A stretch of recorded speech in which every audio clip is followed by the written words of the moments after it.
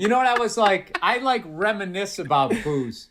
Like I actually went on the internet and I was looking up Miller High Life ponies. You know, the little ones, those little adorable. They're like 7 ounces. You never heard of What? ponies? I don't know. East Coast thing. I don't know what. They're just the No. little ones.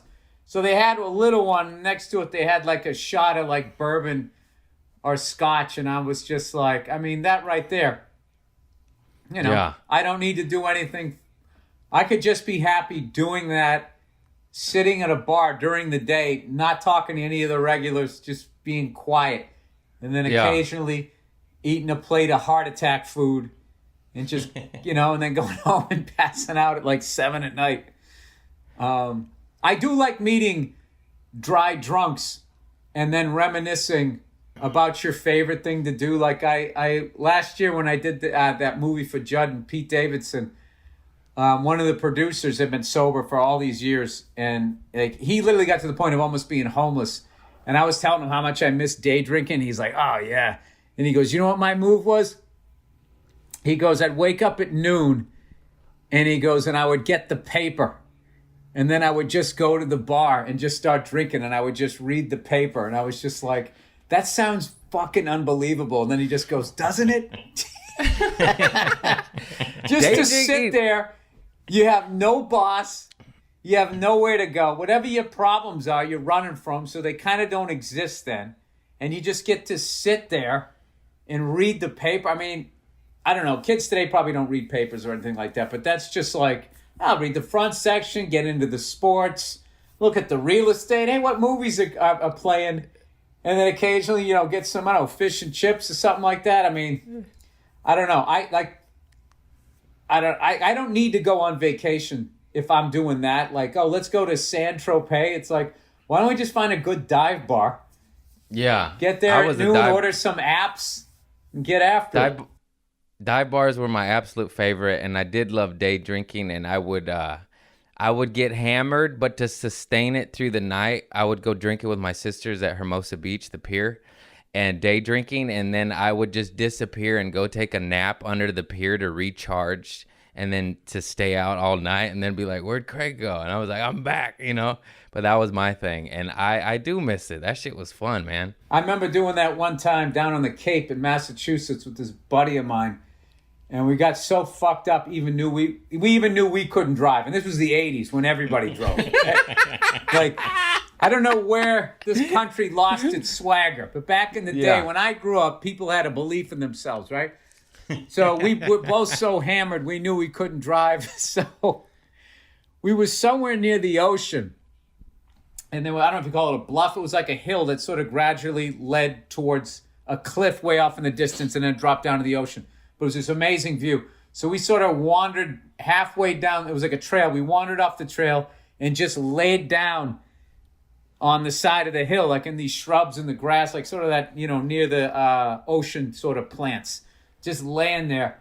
And I remember, I don't know how much time went by, but I remember I'd been there long enough that I was cold. Yeah. And I heard this lady's voice going, and then in 1692... The pilgrims came and blah, blah, blah. She was doing this whole thing. And then as it was registering that there was some sort of tour going on, I heard this little kid's voice go, Mommy, why are they laying down in the grass? And then I got up. It's all a blur because we were fucking wasted. And my buddy had got a flat tire. And I put the jack under the car. And I didn't put it under the frame. I put it under the floorboard, and it started to jack it up, and then the car came back down, and the jack just went right up into it. So, oh man, yeah, I mean, and it was a whole summer of that. I mean, from like age about like 19 to 21 till I got a DUI. Like it was just mayhem, just stupid suburban white kid dumb shit like that. Oh yeah, I don't know how I didn't get a DUI. Well, they say you got to do it at least like 600 times to get caught because there's so many drunk drivers versus the cops, and that was 100% correct on my side. And the best thing that ever happened to me, thank God, is I got pulled over and arrested for that shit before I hurt somebody, because, you know, I mean, that was that's just what people did. It was Mothers Against Drunk Driving was just coming out, and I remember part of the sentence that I got, the community service and loss of license, was you had to go to a Mothers Against two AA meetings and a Mothers Against Drunk Driving meeting. So I was like that was the one I was sweating. Like, oh my God, I'm gonna have to sit there while these mothers who lost their children because of people like me, they're gonna be crying, they're gonna be yelling at me, throwing stuff. It was the exact opposite. Showed up to an auditorium. It was a bunch of drunks sitting in the crowd, like fulfilling this part of their sentence.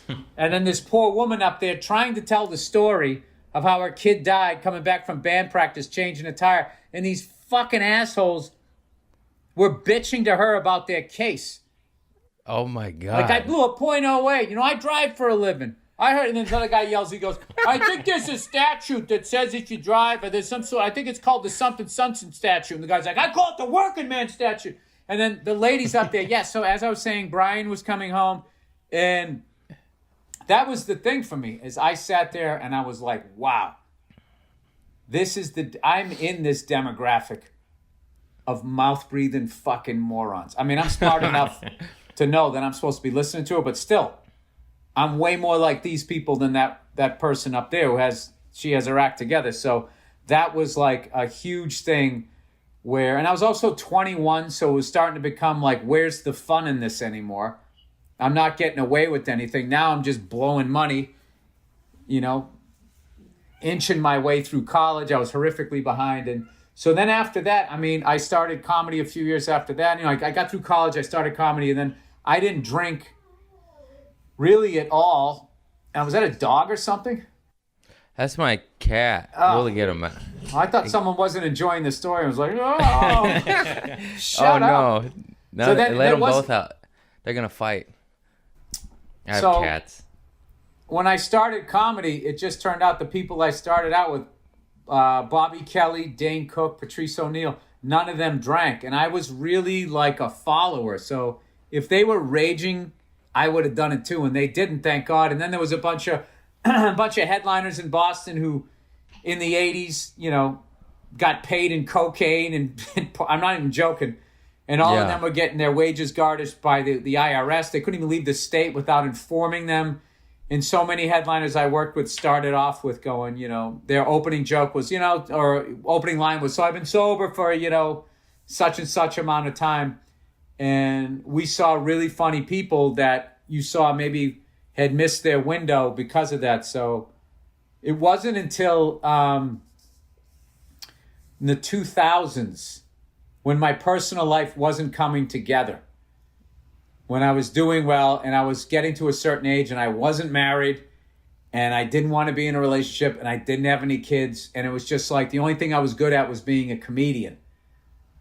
And so that was like 20 miles down the road, and the rest of my life was still sitting there waiting to start. And I was sleeping on a futon and all that. What I should have done was face my demons. But instead, I met a man named Joe DeRosa. Nice. And me and Joey hit it off. Now, Joe was only in his 20s, so his behavior was fine and normal. I mean, I think Joe was like 24, 25. I'm like 10 years older than him. And I was 34, 35. And I was like, well, this is easier. I really like this guy. I love Joe. He's one of my great friends. And where his He's life, awesome. Yeah, where his life is at right now feels way more comfortable than me facing whatever issues I have. So I got back into drinking and continued hurting people in my personal life. And I was the worst. Sorry, I was the worst because I looked like, you know, the Norman Rockwell painting, this is a guy you can settle down with. And I was a clusterfuck. So, and then I met my now wife and my whole life came together. But then I'm trying to work this. Then I started selling tickets. And I started drinking beer. I was drinking beer and I was getting fat. So I was just, rather than quitting beer, I was like, well, I'll switch to hard stuff. Because it's just a teeny weeny thing. All of this was just, why don't you just stop drinking? And I didn't. Yeah. So then I started doing that. But then what happens is your tolerance goes up and now you can drink like a fucking Viking. That's what happened. And then I started making money on the road. And then I was like, oh, this is Peppy Van Winkle's. And so, now I'm like this, top shelf drunk. So, I mean, I did that till like my late 40s until I was finally like, all right, I got to stop this. I got to stop. So, nice. Well, that's I'm glad you stopped. Yep. I got arrested 3 times, got raided, and tried to hook up with my cousin. So I was like, all right, I'm done. First cousin?